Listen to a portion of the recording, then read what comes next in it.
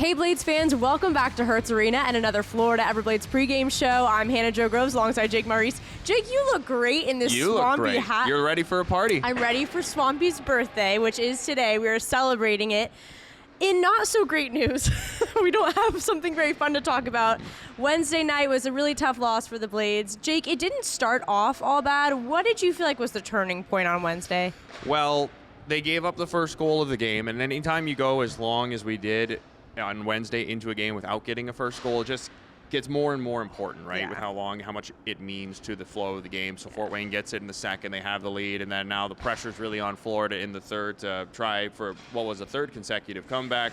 But then Fort Wayne scores 3 goals in 3 minutes and 4 seconds, blows the game wide open, and unfortunately that really took Florida out of it. Yeah. And the Blades also 17 shots on goal for Florida's side, the lowest shot count this season, and the first time we've been outshot this year. Yeah. Unfortunately, that's not going to get the job done. This team is certainly better than that. Yeah. We've seen it throughout the year, so definitely need more shots on goal. That being said, what made the defense so good for Fort Wayne? Well, they're very good moving the puck and moving their bodies into the right position. They kept Florida to the outside for a good chunk of the game. Blades had some chances in the middle in the first where they missed the net, unfortunately, and then the Comets adjusted well and took those chances away the more the game went along. So this is a very good Fort Wayne team. I don't want to take away from them at all on Wednesday. They played a very good game. It wasn't just like Florida had an off night and that's it. Fort Wayne is a strong team, right? But that means for Florida, you're not going to get it done if you don't show up with your best. Exactly. And I wanted to get into the specific areas where you felt like the Blades weren't showing up at their best. What do you feel like were their specific weaknesses on Wednesday? Well,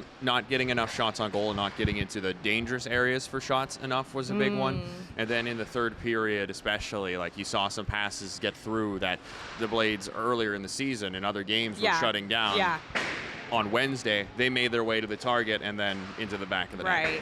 Right. And how hard, though, like you said, after 3 goals in 3 minutes, the mental game is gonna go way down. Yeah, I mean, that certainly takes a toll on you. You can feel it in the building with the fans, right? Sure. Everyone gets deflated, but it's not like a good thing from it, but the only good thing from those kind of games is that you can just completely wash them away. Yeah. Just forget about it, throw it away. You don't need to go back and pick through every detail about, we could have changed the game here and here and here. Just wash it away. Get ready for it tonight. It's a new game. When you play 72 games, every team's going to have a couple here and there where you're just, it's not your night. Yeah. Wednesday wasn't Florida's night, but Swampee's birthday tonight. We're going to have a lot of fun, hopefully, and the guys can make it a very good night here tonight and get back in the win column. I love that perspective. So now that we do have a game under our belts, now the Blades have gotten time on the ice. They know the patterns of Fort Wayne. What kinds of things do you think they'll be more ready for tonight? For those east-west passes, for the defensemen being very active in all 3 zones, and also the Blades doing some lineup shifting and getting a little bit of reinforcements. Jet Jones comes back down from the American Hockey League. He's going to be centering the first line tonight.